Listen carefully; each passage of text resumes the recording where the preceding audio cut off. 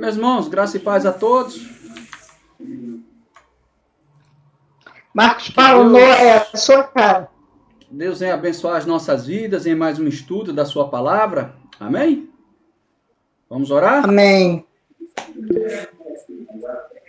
Senhor nosso Deus, em nome de Jesus, nós queremos colocar as nossas vidas diante de Ti, pedindo a Tua graça, a Tua misericórdia, o Teu perdão, Senhor, e o favor do Senhor sobre as nossas vidas, para que a Tua palavra venha nos iluminar cada vez mais e mais, para que nós venhamos a crescer debaixo da graça e do conhecimento de nosso Deus eterno. Que o Senhor nos abençoe cada vez mais e mais, em nome de Jesus. Amém. E louvado seja Deus. Irmãos, hoje nós vamos iniciar uma série de mensagens sobre uma vida centrada no Evangelho, certo? E dentro então desse contexto que nós vamos estar, né, eu quero compartilhar com vocês então as referências de nosso estudo, né, ela está baseada então na Bíblia de Wood, né, e o livro, né, A Vida Centrada no Evangelho, de Robert H. Turner e Will Wick. Você pode adquirir esse livro pela editora Vida. A edição desses slides, né, é do pastor Antônio Neto, certo? Então, irmãos, baseado no material, né, da editora Vida Nova, esses autores, então, eles realizaram, né, uma sequência de estudos sobre essa centralidade da mensagem do Evangelho, né? Cada estudo ele é independente, mas sequencial. Por isso, é importante, então, que você não falte, né, a nenhum dos estudos. É muito importante isso, então, para vocês, né, porque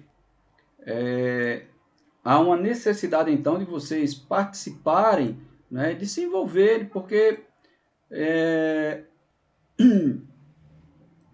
faz com que nós venhamos cada vez mais a crescer, né, dentro do Evangelho, certo? Então é muito importante então a presença de vocês aí, né, para que vocês participem de cada estudo. E eu queria convidar vocês então a abrir a Bíblia de vocês em Colossenses, capítulo de número 1. Colossenses, capítulo de número 1. Capítulo 1.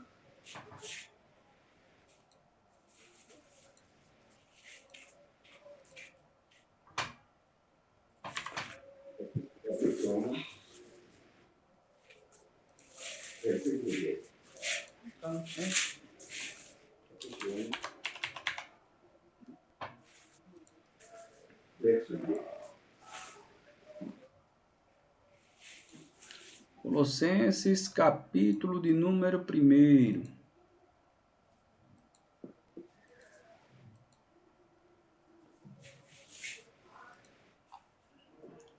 Todos acharam? Diz assim, do verso 1 ao verso 6. Paulo, apóstolo de Cristo Jesus, pela vontade de Deus, e o irmão Timóteo, aos santos e fiéis irmãos em Cristo que estão em Colossos, que a graça e a paz de Deus, nosso Pai, estejam com vocês. Damos sempre graças a Deus, Pai de nosso Senhor Jesus Cristo, quando oramos por vocês, desde que ouvimos da fé que vocês têm em Cristo Jesus e do amor que vocês têm por todos os santos, por causa da esperança que está guardada para vocês nos céus. Desta esperança vocês ouviram falar anteriormente por meio da palavra da verdade do Evangelho, que chegou até vocês. Este Evangelho está produzindo fruto e crescendo em todo o mundo, assim como acontece entre vocês, desde o dia em que ouviram e entenderam a graça de Deus na verdade. Então, irmãos, pensando então dentro desse contexto, né, do autor da carta, né, hoje nós vivemos então né, tempos difíceis quando nós pensamos aí acerca do Evangelho. Né? Por que isso? Porque quando nós pensamos aí o Evangelho, ele está sendo falado em vários lugares, né?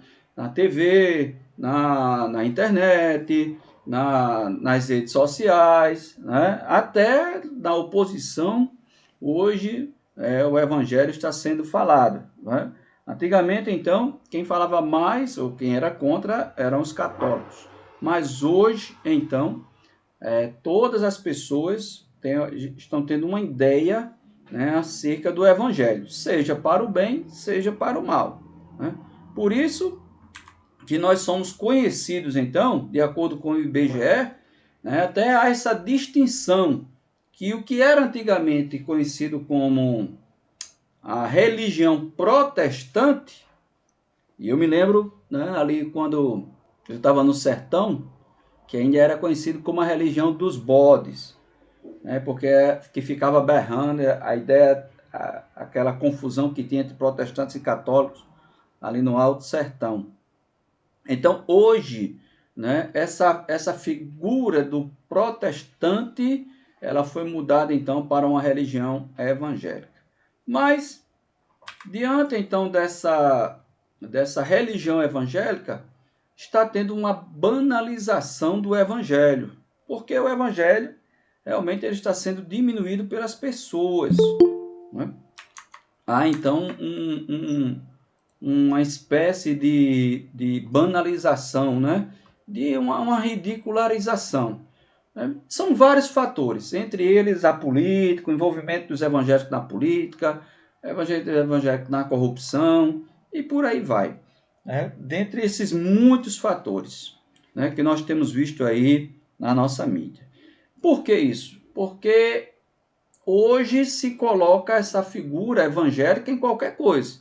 Coloca a figura evangélica, por exemplo, em charges gospel, né, em outros eventos, como, por exemplo, camisas. A gente vê isso em camisas, vem em outdoor, aquela história da imagem ou da figura gospel. Né? E por causa disso, as pessoas hoje têm uma ideia, uma visão ou uma percepção errada do Evangelho. Mas afinal, então, né, o que é o Evangelho? Né? Pensando nessa charge gospel, nós vamos ver aí então que existem 3 tipos de igrejas que se dizem evangélicas. Esse grupo de pessoas são evangélicos. Né? Por exemplo, a igreja Jesus Cura. Né? O que é essa igreja Jesus Cura? A ideia dessa igreja, como por exemplo, é a igreja Internacional da Graça, que dá muita ênfase à questão de curas e milagres. Então, ele é um grupo de pessoas que se dizem evangélicos, estão na igreja, né? Colocam lá então como evangélicos dentro lá do grupo do IBGE. Né? E existe a igreja evangélica Jesus Prospera, e aí você vai ver, por exemplo, essas igrejas neopentecostais, né? Como a Igreja Mundial do Poder de Deus, a Igreja Universal. São pessoas que se intitulam evangélicas. E no nosso caso, né, com a igreja também conhecidos como igrejas evangélicas. E no nosso caso, são igrejas mais tradicionais. São as igrejas que proclamam a salvação, né, em Jesus Cristo. E aí são igrejas como boa parte das igrejas batistas, igrejas presbiterianas, igrejas metodistas, igrejas luteranas, igrejas congregacionais. Então é dentro desse nosso contexto de mensagem. Né? Então a questão que fica para nós é justamente isso. Nós estamos então numa crise de identidade. Né? Afinal, qual é o Evangelho? O que é o Evangelho? Porque esses 3 grupos de igreja, eles se autodenominam né, evangélicos. Muitas mensagens, né, que na maioria das vezes são para agradar ao público e não o verdadeiro evangelho. Nós já vimos isso, né? É uma charge conhecida, mas bastante atual, porque o que fica para nós é justamente o seguinte: que mensagem do evangelho traz mudança para a vida dessas pessoas? Será que, por exemplo, suponhamos, se eu quiser a igreja cheia, eu tenho que falar que na igreja congregacional há a cura do coronavírus, para que as pessoas venham fazer parte da igreja e dizer assim, olha, aqui há a cura, aqui é um lugar de cura, aqui é um lugar de libertação. E aí as pessoas vêm, será que a mensagem do evangelho é apenas isto? Fazer com que as pessoas só almejem essas coisas? Ou a mensagem do evangelho é só prosperidade? Olha, não, o que eu quero é ser bem-sucedido, o que eu quero é emprego, o que eu quero é mudança de vida, o que eu quero é uma casa nova, o que eu quero é um carro novo. E aí eu participo dessa igreja e só recebo esse tipo de mensagem. Você vai ser próspero, você vai ser próspero, você vai ser próspero, porque isso é o evangelho. Ou um evangelho que vai tratar da minha vida espiritual, corrigir minhas faltas, dizer que eu sou um pecador, que eu preciso ser transformado. Um evangelho que me diz que eu tenho que me converter, que eu tenho que participar de um batismo, que eu tenho que ingressar numa igreja evangélica, me envolver com um grupo de pessoas. Então, que evangelho muitas vezes existe dentro da nossa cabeça? Um para agradar ao público ou um para um verdadeiro evangelho para corrigir a minha vida como pecador? É dentro desse contexto que nós precisamos entender essa importância da nossa vida centrada no evangelho. Veja que se você acompanhar aí no seu texto, vamos lá então, na sua Bíblia aí, os que estão acompanhando com a Bíblia, Paulo ele diz o seguinte, ó: damos sempre graças a quem? A Deus, né? Graças a Deus, Pai de nosso Senhor Jesus Cristo, quando oramos por vós. Veja que Paulo, ele dá graças a Deus pela vida da igreja de Colosso, ou seja, pelos colossenses. Por quê? Pelo que eles têm feito na vida prática, na vida cristã. Se você prestar atenção ao que o texto está informando, é justamente isso aí. Ele dá graças a Deus, dizendo assim, ó, eu dou graças a Deus pela vida prática que vocês estão exercendo na igreja, na comunidade. Mas que vida prática é essa? Aí ele vai lá para o verso de número 4. Desde que ouvimos da vossa fé em Cristo Jesus e do amor que tendes para com todos os santos. Ou seja, você vai ver então que a prática é uma vida de fé em Cristo Jesus, ou seja, de arrependimento, de conversão, de mudança de vida e de comunhão. A prática cristã que estava acontecendo entre a igreja local. Então, essa prática, você vai entender então que Paulo está dizendo assim, ó, essa prática que está acontecendo entre vocês, eu dou graças a Deus, porque essas coisas que estão acontecendo entre vocês. Por quê? Por causa da esperança que vos está preservada nos céus, da qual antes ouvistes pela palavra da verdade do Evangelho. Então, Paulo dá a entender o seguinte aqui, irmãos, né? Que o motivo do procedimento, né, dos colossenses, né, era o Evangelho. O motivo, por exemplo, o motivo deles terem uma vida prática, o motivo deles terem uma fé fervorosa, o motivo deles manterem a comunhão, o amor para com os santos, né, era o Evangelho. A maneira como eles estavam aplicando o Evangelho, né, na vida diária. Ou seja, a igreja aplicava esse Evangelho diariamente, tanto na fé quanto no amor para com os santos. E aí, no verso de número 6, ele diz que chegou até vós em todo o mundo. A pergunta é, o que é que chegou até aquela igreja? O Evangelho. Não é isso? E o que é que o Evangelho está fazendo na vida daquela igreja? Alguém pode me dizer, pode me dar alguma resposta? Pode abrir o microfone se quiser falar. Alguém? Ninguém? Pelo que o texto diz Fruto de aqui, crescimento. produzindo frutos, Fruto crescendo. de crescimento. A igreja, ela estava, por meio do evangelho, ela estava o quê? Produzindo Crescendo. frutos e crescendo. e crescendo. Crescendo. Então, você vai ver que, como aquela igreja estava com a vida centrada, isso é toda a membresia.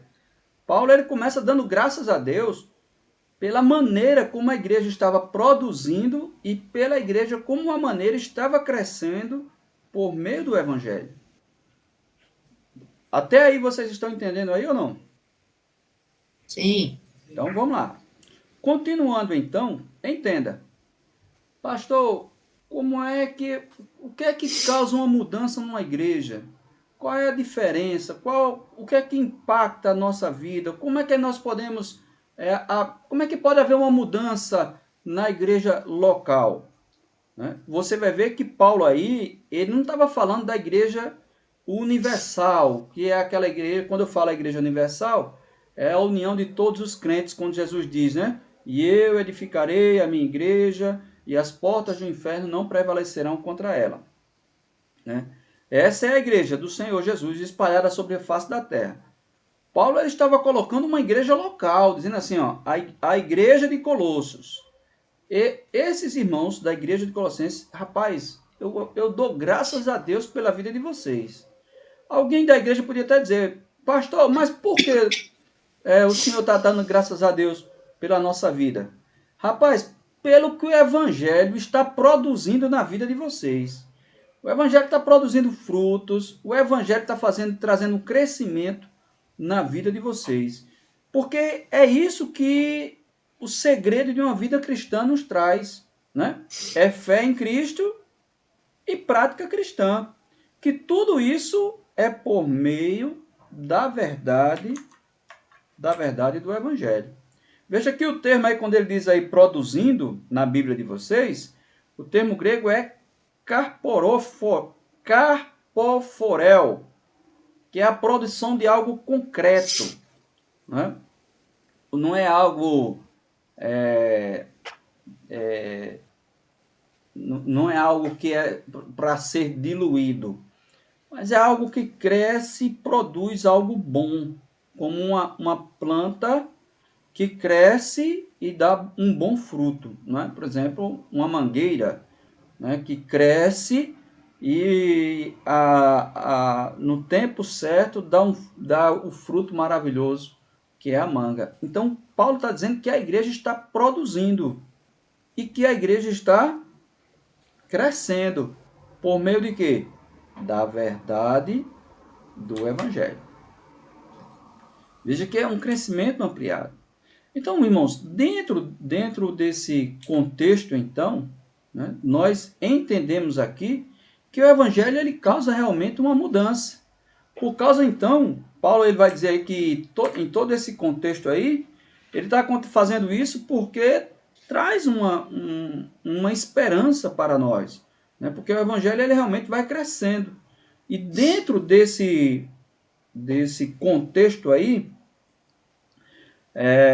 podemos até dizer assim nos dias de hoje, né? Tem muita gente que diz, pastor, olha, o evangelho está morrendo. Olha, pastor, o evangelho está morrendo, as coisas estão ficando difíceis, as igrejas estão fechando. Mas na opinião de vocês, quando vocês veem um texto como esse, vocês acham que hoje o evangelho está morrendo ou o evangelho está crescendo? E aí?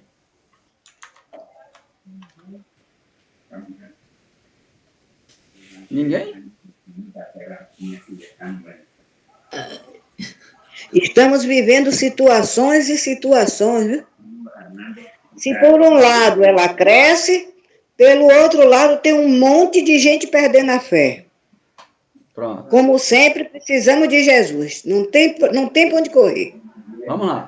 Se as pessoas estão perdendo a fé, nós até já estudamos sobre isso, né? Os desigrejados, pessoas que estão abandonando a igreja, querem mais participar, tal, né? Mas aí vem a pergunta: mesmo que as pessoas abandonem as igrejas, as pessoas vão embora, fiquem desigrejadas, percam a fé, o evangelho, nesse caso, está morrendo? Depende. Tem pessoas que saem da igreja, mas têm condição, digamos assim, de formar uma comunidade. E aí, Nem sempre é perdido. Roquelina? Mas eu acho que o evangelho não morre, porque a palavra de Deus, ela é viva e eficaz. A proporção que nós pregamos, falando do amor de Cristo e vivemos a palavra de Deus, a tendência é crescer. Até, eu acho que é o pastor Hernandes Dias Lopes, né, em uma das suas mensagens, que ele fala sobre família, né, dos pais investirem na evangelização de seus filhos. E aí ele dá um exemplo de algumas igrejas de algumas igrejas mortas, né, igrejas na Inglaterra, igrejas na Escócia, igrejas no país de Gales, onde houve o grande avivamento, né, ali no país de Gales, igrejas que hoje estão fechadas, ou algumas igrejas que se tornaram bares, e por aí vai. Né? Várias igrejas que fecharam suas portas, praticamente morreram. A pergunta, irmãos, aí, né, eu acho que era a Denise que queria falar também, né? Queria falar, Denise? Entendeu, não? Não sei. Ô, pastor, Oi. eu creio que não. Eu creio que não. Na realidade, por mais que existam vários fatores aí, né, que até a irmã Nova falou, mas se for pensar lá em Atos dos Apóstolos, né, como pensar que os crentes eram perseguidos, eram mortos, e etc., etc., e o evangelho continuou crescendo. Sim. Eu acredito que é da mesma forma. Por mais que vivemos situações difíceis e tal, de cristãos morrendo em outros países, eu acho que o evangelho não está morrendo, não. Ele está continuando a produzir frutos. Mais alguém? Irmão Daniel? Mais alguém? Alô, irmão pastor. Vamos lá, então. Então, porque eu pensei que queria falar alguma coisa. Entendam, irmãos. Coloca, então, isso isso é importante para que nós venhamos, dentro dessa introdução da nossa vida centrada no Evangelho. Mesmo que os homens abandonem as igrejas, mesmo que haja, por exemplo, um êxodo, um abandono das igrejas, as pessoas vão embora da igreja, mas aqueles que permanecem firmes no Evangelho, que vão continuar na igreja, pode ser uma só família ali vivendo o Evangelho não morre, porque o Evangelho ele vai continuar produzindo e crescendo. Amém. Os homens podem morrer, mas o Evangelho não morre. As Amém. igrejas podem fechar, mas o Evangelho não fecha. O Evangelho não para. Porque o Evangelho ele sempre avança. Aí a pergunta que fica é: por que acontece isso? Por causa da nossa fé em Jesus. Se Jesus não está morto, o Evangelho também não está morto. Estão lembrados aí a galera aí da turma de evangelismo e discipulado? O que é o Evangelho? O Evangelho é Cristo. Poder de Deus. Cristo. O Evangelho é Cristo, poder de Deus. Então, se o Evangelho é Cristo, poder de Deus, se esse poder de Deus está agindo em nós, então ele causa uma produção de bons frutos e ele causa crescimento. Então, é algo natural que isso aconteça.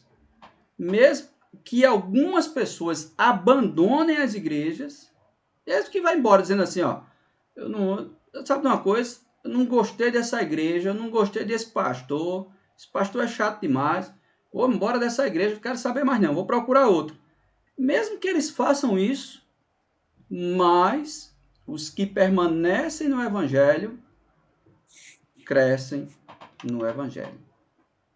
O pastor, em 1 João, a gente vê aquela célebre expressão de que eles saíram do nosso meio, porque verdadeiramente, parafraseando, eles não pertenciam a nós, eles não eram do nosso convívio, eles não eram do nosso meio.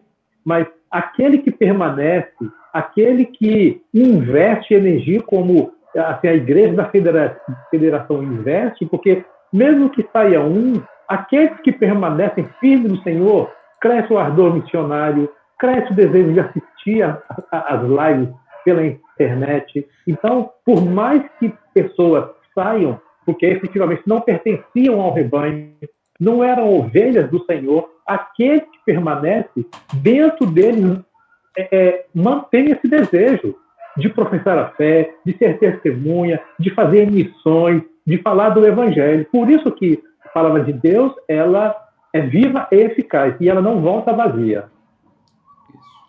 Então, por isso que Paulo estava dando graças a Deus. Ele não estava dando graças a Deus pela igreja que estava crescendo.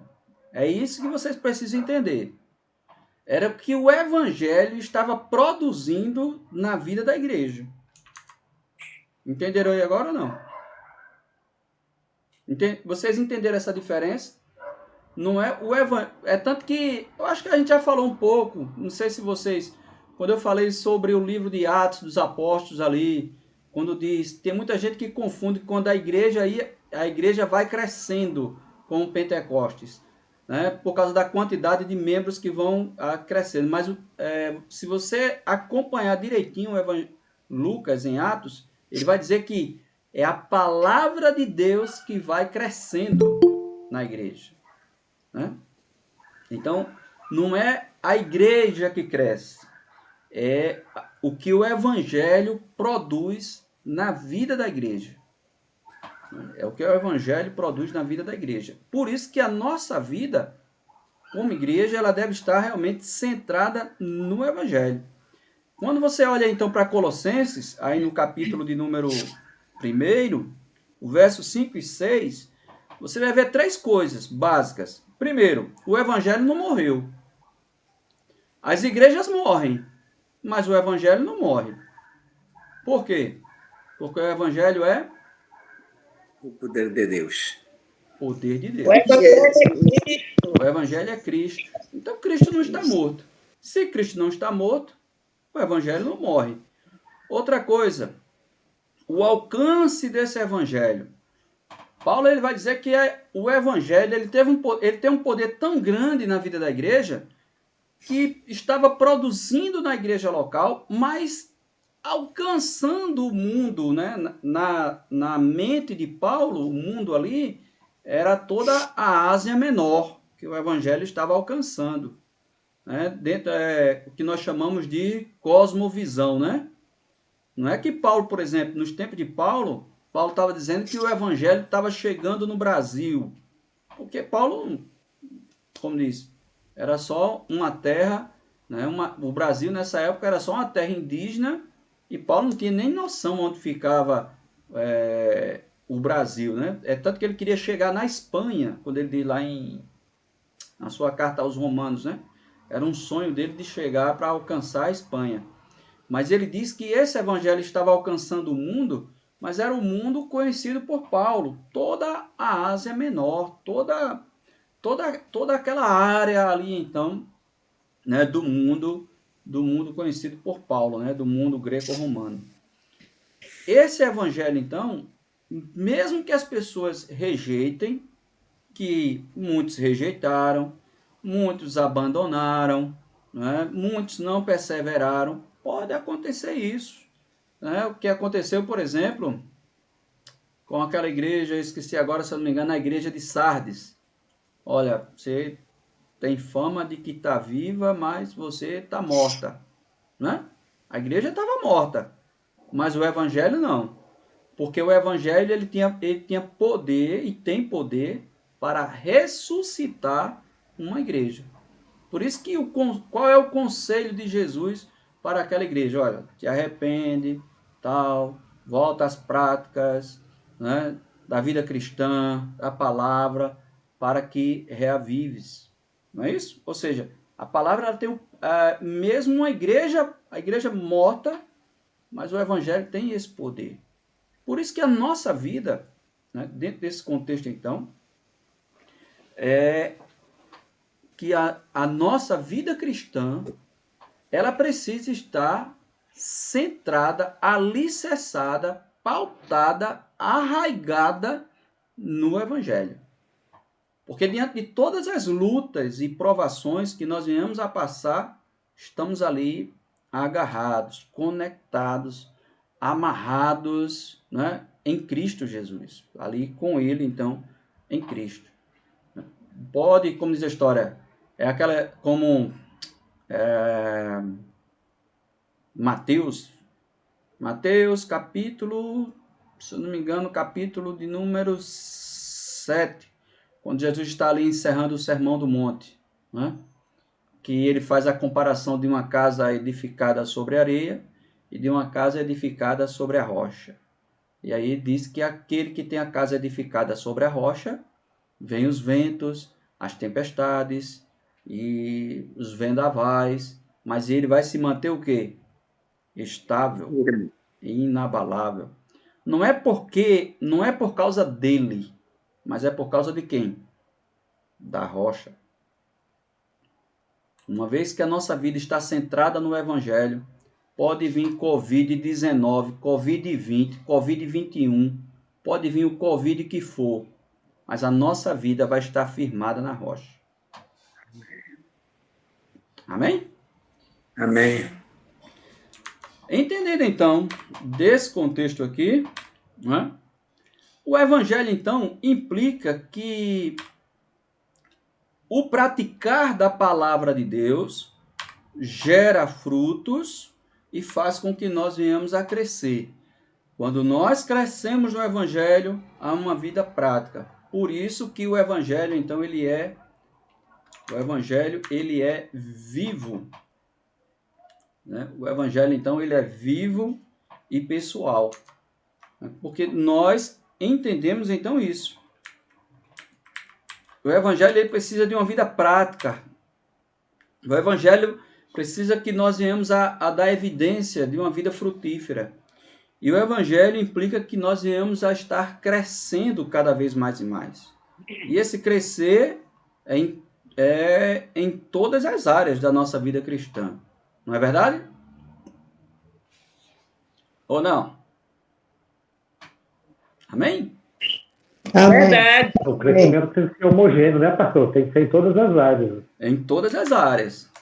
Porque se você cresce, por exemplo, vamos supor, se você cresce na vida de oração, eita, pastor, tem uma vida de oração fervorosa.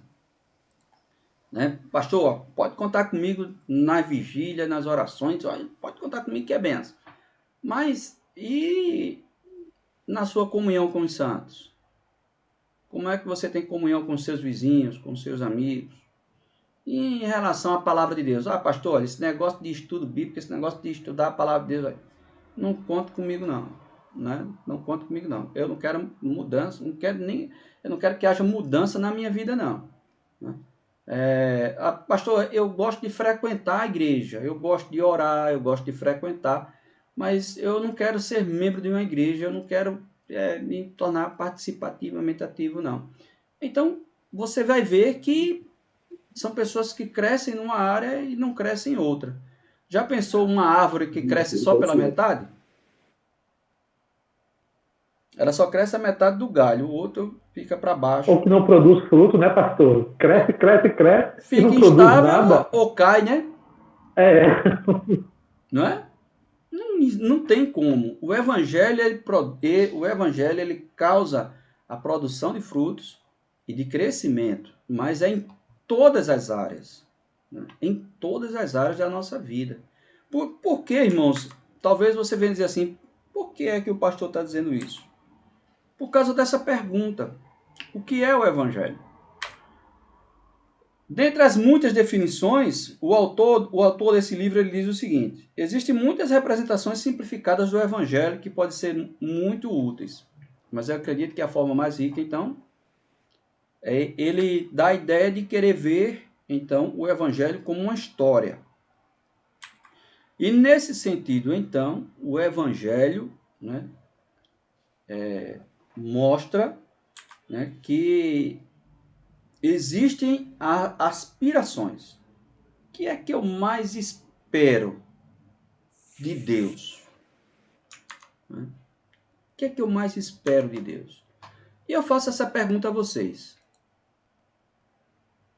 O que é que vocês mais esperam, mais que vocês almejam de Deus? A salvação. A salvação. Mais alguém?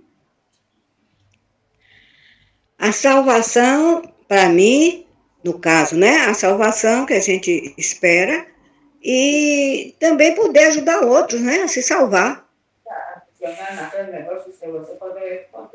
E aí, mais alguém? Está dentro da vontade de Deus. Mais alguém almeja? O que é que você mais almeja? Quem almeja aí morrer? Eu não. Eu também não quero, não. Ô, pastor, Como é que vocês querem morar no complicado, né, céu? pastor? Como é que vocês querem ir pro céu? Dizer assim, ó, que eu mais almejo é morar no céu. Vocês acham que vão partir com Marido. Então? Oi? No tempo determinado por Deus, né? Tudo bem, mas...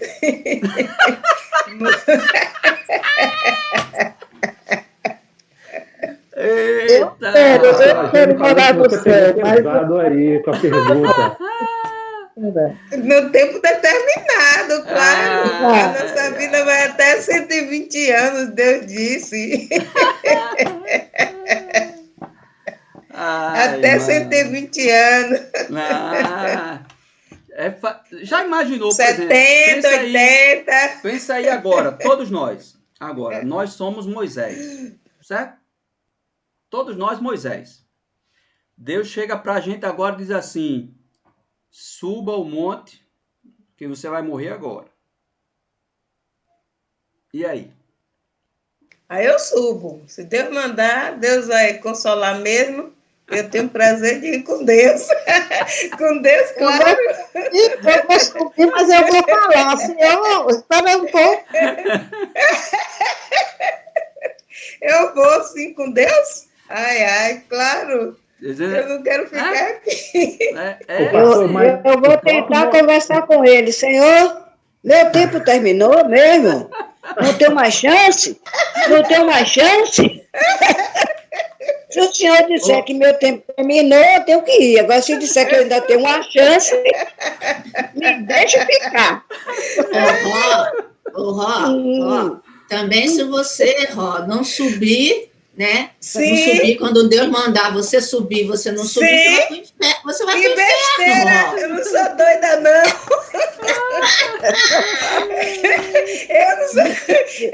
Se Deus me disser, chegou sua hora, vamos subir aqui um monte, claro. Mas o pastor, o próprio Moisés... Mas eu quero argumentar. Peraí. Vamos por parte aí agora. Depois de o próprio Moisés, quando Deus falou para ele que ele não ia entrar na Terra Prometida, ele tentou falar com Deus, e aí Deus falou para ele: olha, eu não quero mais falar sobre isso, já está decidido, você não vai entrar na Terra Prometida. Aí não teve jeito, subiu lá o pisga e lá mesmo ficou, aí né? Aí é outra coisa. A Não é fácil não, viu? A questão de entrar na terra de Canaã, né? Por causa de bater na rocha, né? Ele bateu na rocha e tal. Ele disse, ó, você vai ver a terra, mas não vai entrar. Aí é uma coisa. Outra coisa é Deus dizer assim, ó. Suba, porque você vai morrer agora. Aí não tem jeito, pastor. Vamos subir. Aí tem que todos, subir, tem que subir. Aí Claro ele que tem que pega, subir. né? Ele pega o cajado, chama Josué e diz, Josué, ó, tá aqui o cajado, eu vou subir, mas não vou descer mais. Mas por quê? Porque eu vou morrer, José. Deus disse que eu vou morrer. Eu vou subir, vou ver, mas vou voltar mais não. Irmã Lidinova, então não tem jeito. Se ele mandar, a gente vai ter Tem que subir, jeito viu? não. Você viu que Jesus angustiou, coitado, na hora da morte, imagine nós. Se fosse uma Quando igreja... ele fala no imperativo, você tem que ir, aí não tem as crestas, mas não tem conversa mais não. O imperativo vai mesmo. Desse jeito. Interessante. Mas a questão é que somos tensionados. Se a gente estivesse no lugar de Moisés, por exemplo, suponhamos, se eu fosse de uma igreja da cura, eu diria, Deus, mas cadê o Senhor para me curar, para me dar mais anos de vida? Esse não foi o evangelho. Esse não é o evangelho que eu aprendi. Do Senhor mandar eu subir e dizer que vai me matar. Não foi o evangelho que eu aprendi, né? Ou, se eu fosse da igreja da prosperidade, né? Eu ia questionar Deus. Deus, pai, não foi isso que eu aprendi na igreja. Né? O evangelho que eu aprendi é que o Senhor dá vida longa. Então, eu quero ter mais anos de vida. Eu quero ser mais próspero. Eu tenho alguns sonhos, Senhor, para realizar. E aquela promessa que o Senhor disse que ia me dar para ficar mais rico. Onde está a promessa? Né? Mas o evangelho verdadeiro, ele faz com que nós venhamos a focar a nossa vida em Deus. E não se apegue a essas coisas. Por isso que o que você mais espera de Deus vai fazer toda a diferença no evangelho que você vive dentro desse contexto, os seus mais profundos anseios, né? O que você mais deseja, o que é que eu mais desejo, Senhor, né, dessa vida, né? O que é que eu posso almejar, né, do Senhor? Saber o sobrenatural, olhar ao redor, né, entender como as coisas foram criadas por ti, conseguir enxergar, né, essa máquina humana que o Senhor fez em mim, né, e saber que toda a minha vida está nas tuas mãos, né, é algo que faz com que nós venhamos a pensar. E aí, quando nós pensamos desta maneira, a forma de enxergarmos o evangelho, né, faz toda a diferença. Por isso que quando o autor aqui diz que o evangelho é uma história, ele diz mais ou menos o seguinte, primeira delas, por que o evangelho é uma história? Porque o evangelho ele trata da história da criação, o mundo pelo qual foi criado, né? Ou seja, a história não começa conosco, a história começa com Deus. Antes que houvesse mundo, Deus já existia, né? Antes que houvesse mundo, Deus já existia. Então, todo ser humano ele tem a sensação, né, de que, se eu fui criado por Deus, né, Deus existe. E Deus existe, então, nas três pessoas da Trindade, na pessoa do Pai, do Filho e do Espírito Santo. Então, há um Deus todo-poderoso, Criador de todas as coisas, governa todas as coisas, soberano sobre todas as coisas, está sentado no trono do universo, governa quando eu digo todo o universo, todas as galáxias criadas. E dentre as muitas galáxias, a nossa Via Láctea, né, constituída então dos... eu tinha aprendido até hoje que era 9 planetas, né? Mas aí parece que tiraram um. Né? Tiraram um dos livros de geografia, mas ele continua lá, Plutão. Os homens podem tirar do mapa, mas o planeta continua lá, governado por Deus. Todo o universo, né, governado por esse Deus altíssimo. E até cada átomo do nosso corpo governado pelo Deus pelo qual fomos criados. Né? Então o Evangelho mostra isso. Que há um Deus criador de todas as coisas, que ele não só cria, mas governa. Né? Vimos aí então no mês da família, né? Ele é soberano, ele governa, ele age para o nosso bem. Mas tem uma outra coisa também que o Evangelho ensina. O Evangelho ele mostra a história da queda, né? A corrupção de tudo. Né? E é algo que nós não podemos negar. Toda a humanidade foi afetada pelo pecado. E não só a humanidade, mas toda a terra. Como a Bíblia diz, a terra geme. Né? Quando nós vemos aí, por exemplo, desmatamentos, poluição dos mares, aquecimento global, né? Todo esse contexto é tudo consequência do pecado. Porque a Bíblia diz que Deus fez tudo muito bom. Quando Deus terminou a sua construção, ele diz ali, a sua criação, ele diz o quê? E tudo era muito, muito bom. Mas por causa do pecado, não Pastor, só a humanidade. a gente falou bem isso ontem na aula de apologética. Isso. Então não só o ser humano corrompido, né? Corrompido em todas as áreas, em todos os sentidos. Porque até o desejo do certo e errado está corrompido, porque ele é só inclinado para o mal, como a Bíblia diz. Por mais que o homem deseje, almeje alguma coisa, não é? Mas ele é inclinado para o mal, como Paulo diz acho que é Romanos capítulo 7, né? Aquilo que eu quero, não faço. Mas aquilo que eu não quero, continuo fazendo. Miserável homem que sou. Quem me livrará deste corpo, desta morte? Então, o homem é corrompido em todo o seu ser. É por isso que ele diz, né? A ira de Deus se revela contra toda a impiedade e perversão dos homens. Por isso que todos os homens são indesculpáveis. A nossa vontade foi corrompida, as nossas emoções foram corrompidas e a nossa inteligência foi corrompida. Tudo corrompido. A história do Evangelho mostra isso. Tudo corrompido. Né? Por isso que todos pecaram e destituídos estão da glória de Deus. O Evangelho mostra isso. Mas o Evangelho também mostra não só a criação, a queda, mas o Evangelho também mostra a redenção. Né? O poder redentor de Jesus. Esse Cristo que vem, né, e nos salva. Então, podemos dizer assim, toda a história tem um herói, né? Tem o protagonista e o antagonista. No nosso caso, no Evangelho, é Jesus. Né?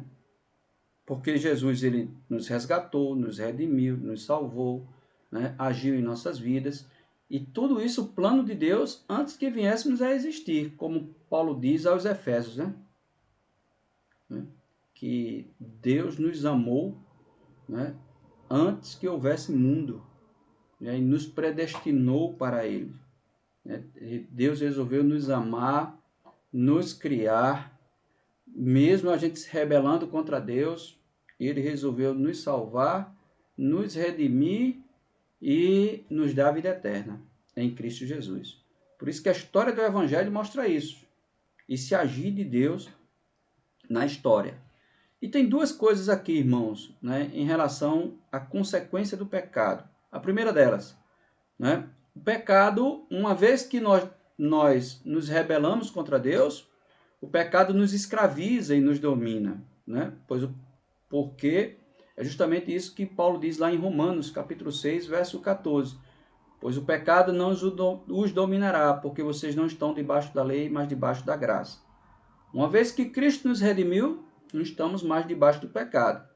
Mas quem não foi redimido por Cristo, está debaixo do pecado, da condenação. Uma outra coisa também, né, dentro dessa redenção. Em Cristo, então, aquele que está em Cristo, o poder do Evangelho, essa história do Evangelho, da redenção, ela não está só nas nossas vidas, mas também em toda a criação. Como está escrito lá, então, em Apocalipse, né? Capítulo 21, versos 5 e 6, né? Está feito, eu sou o alfa e o ômega, o princípio e o fim.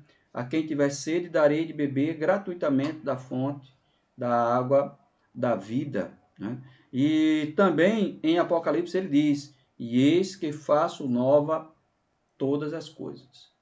Então, o que vai acontecer com todo esse universo, né, vai ser uma mudança radical, porque tudo que foi corrompido pelo pecado, se a história da terra, da humanidade, não só os homens, mas todo esse ecossistema que foi corrompido pelo pecado, tudo isso então será, né, feito tudo novo.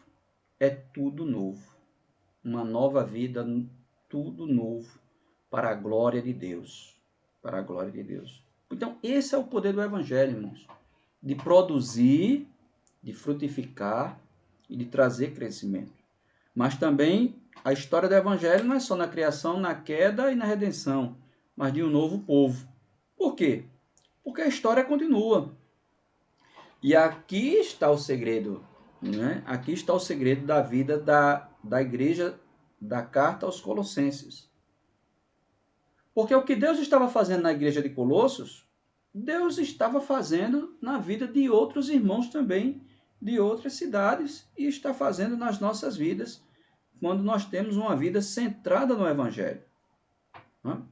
É isso que a palavra do Senhor diz. Lá em Apocalipse, capítulo 7, do verso 9 e 10, diz assim, ó, depois disso olhei, diante de mim estava uma grande multidão, que ninguém podia contar, de todas as nações, tribos, povos, línguas, e clamavam, né, diante do trono e do Cordeiro, né, a salvação pertence ao nosso Deus, que se assenta no trono e no Cordeiro. Então, irmãos, essa é a boa notícia, né? Jesus veio para nos redimir e nos fazer seu povo.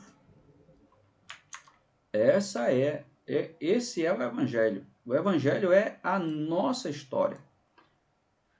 A história que Deus planejou para nós.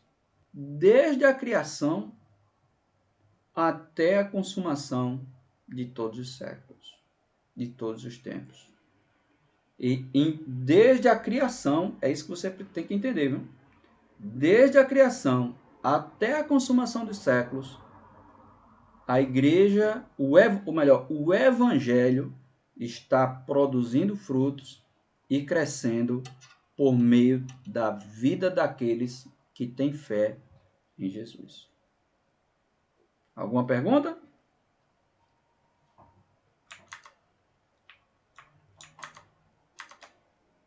Não?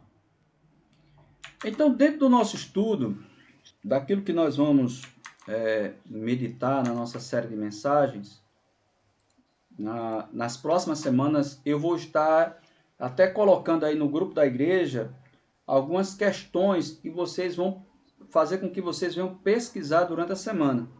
Porque nós vamos tratar sobre alguns assuntos.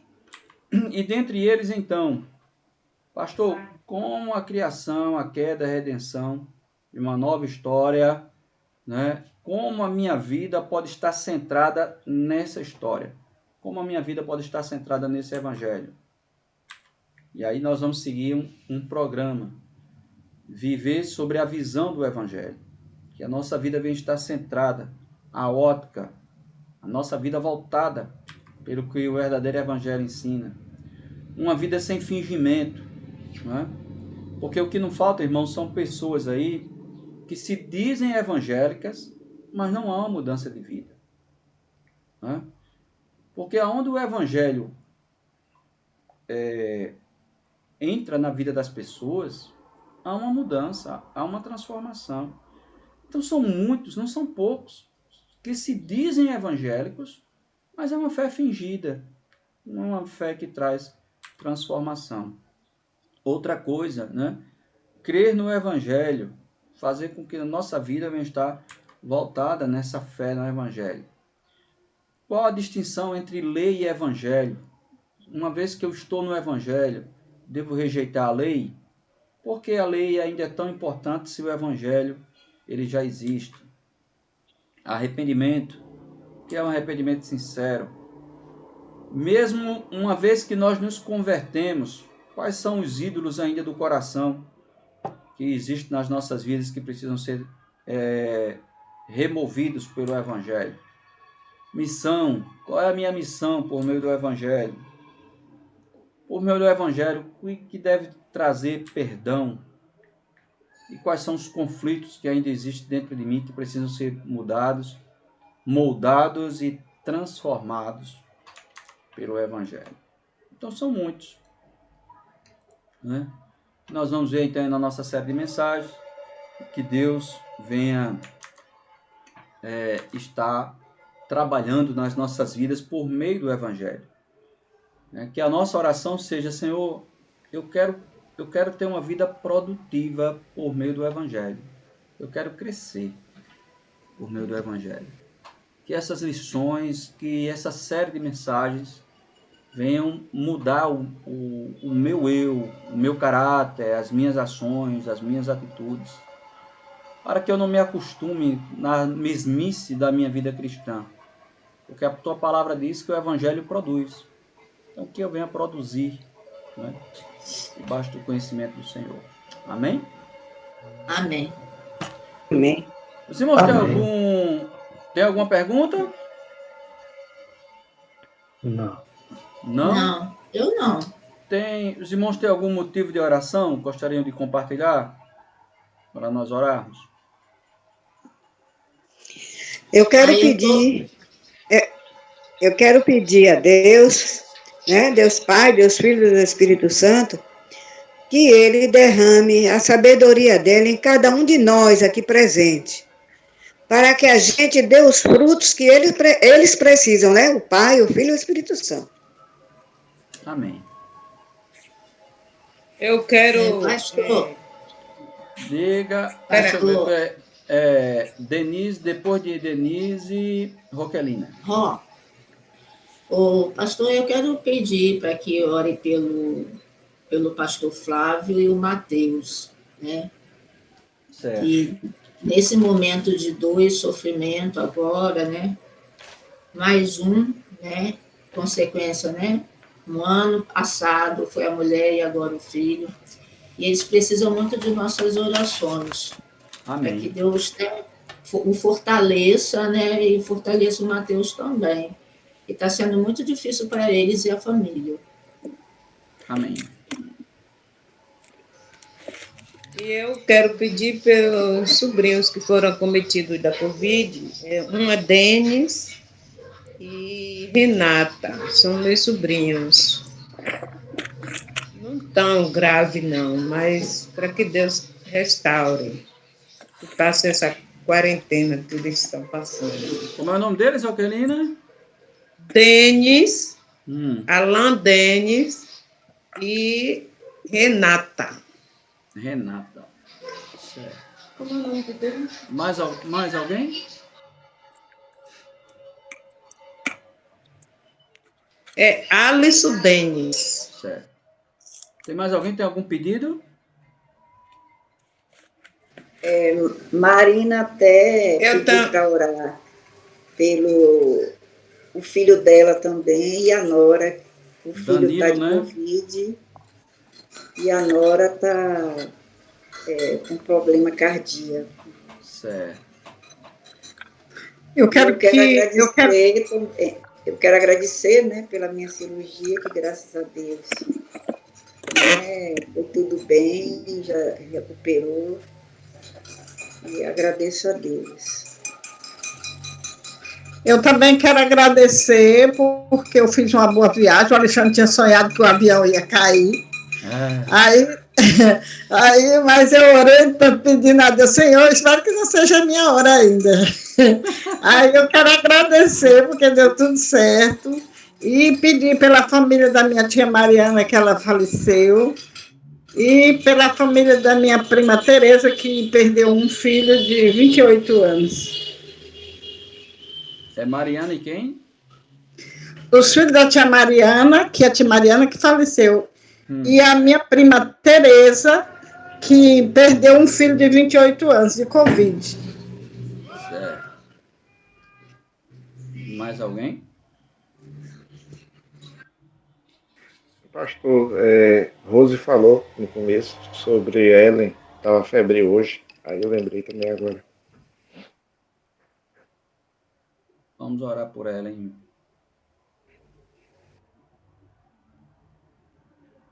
Mais alguém?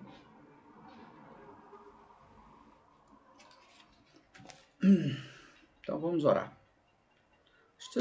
Orem, né, irmãos? Pela familiaridade da missionária Adeilda. Foi difícil para mim hoje essa notícia, porque a Adeilda era uma pessoa muito amada, muito querida minha, porque foi uma ovelha que eu acompanhei desde Arco Verde. É interessante esse contexto que a Adeilda, ela já tinha se formado no Seminário Congregacional do Nordeste, e a mãe dela, que era diaconisa da igreja de Arco Verde, me levou, né, em São Paulo, e foi quando eu tive a oportunidade de conhecer a Adeilda, a missionária, há muito tempo.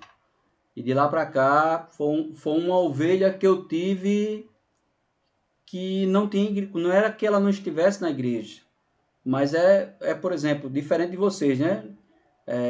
As minhas ovelhas são de onde? Da igreja da Federação, em Salvador. A Adeilda não era assim, nunca foi. Mas ao mesmo tempo, ela sempre procurava aconselhamento, acompanhamento da vida espiritual. Às vezes, com dia de férias, ela participava. Então, foi assim, foi um choque, porque realmente eu não esperava. Porque até ontem havia uma melhora, né, na saúde dela. Quando eu recebi a notícia hoje, então realmente foi um baque para mim. Né? Que Deus venha ter recebido ela de bom grado. Eu louvo a Deus por isso. Sei que ela era realmente uma serva de Deus. Nós até ajudamos ela aí, que ela estava com um trabalho missionário ali em Minas Gerais, né? Eu agradeço à Igreja da Federação pelo apoio que deu ao trabalho da missionária, né, a Adeilda, e que o Senhor venha recompensar a vida dos irmãos pelas orações, em nome de Jesus. Amém? Senhor, nos dá sabedoria, Pai amado, necessária para que venhamos cada vez mais a nos envolvermos com o Evangelho, ó Senhor. Por mais, ó Deus, que essa palavra venha estar desgastada pelos homens por causa do pecado e da corrupção. Mas isso não quer dizer que o Evangelho está desgastado, porque o Evangelho é o nosso Senhor Jesus Cristo.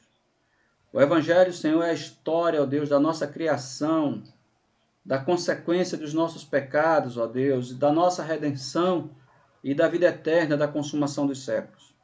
O Evangelho, ó Deus, ele vai além, ó Deus, das estruturas de uma igreja local. E aqueles que creem nele, ó Deus, o Evangelho traz uma produção, uma transformação de vida e um crescimento espiritual, Senhor. Há uma verdadeira conversão, confissão de pecados. Há uma mudança, ó Deus, interior. E o Evangelho, ó Deus, ele não tem só poder de causar isso, mas de trazer uma mudança, ó Deus, por toda a eternidade. Porque um dia, ó Deus, quando o Senhor voltar, o Senhor trará também uma mudança radical, porque a tua palavra diz que eis que faço nova todas as coisas. Faz como lhe apraz, ó Deus soberano, e age em nossas vidas segundo a tua graça, em nome de Jesus.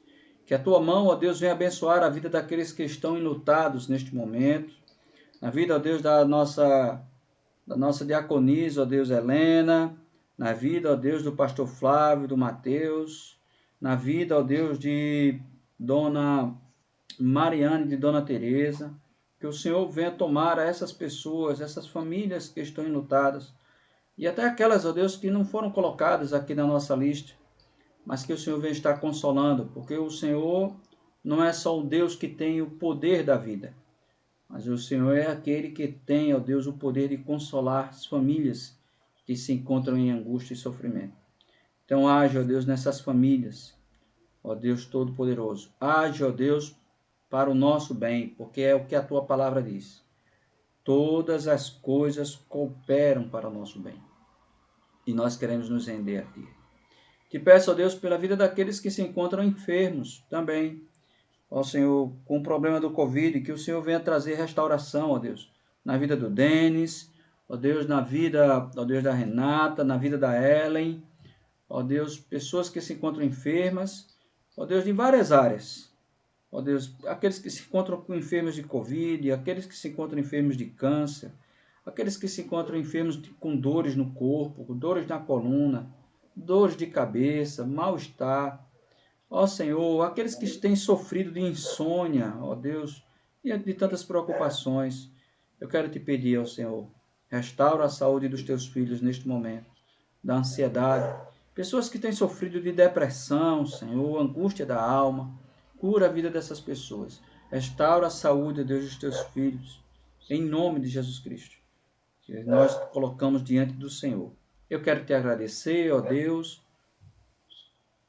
pelo retorno de Rose, pelo retorno da irmã Lúcia, debaixo do teu cuidado, que nós oramos, ó Deus, e o Senhor deu livramento e proteção, ó Deus, na vida delas. Que o Senhor derrame graça e abençoe-as em nome de Jesus.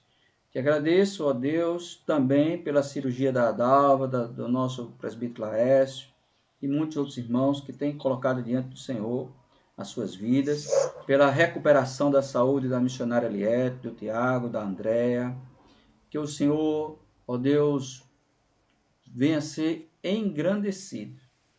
E eu quero fazer como Paulo, eu quero te dar graças, ó Deus, eu quero te dar graças por todos os feitos do Senhor na vida desses irmãos. Somos eternamente gratos ao nosso Deus eterno. Que o Senhor nos abençoe e nos guarde, ó Deus, nos dê uma semana debaixo da tua poderosa mão e nos livre de todo mal. Em nome de Jesus. Amém. Amém. Louvado seja Deus. Amém.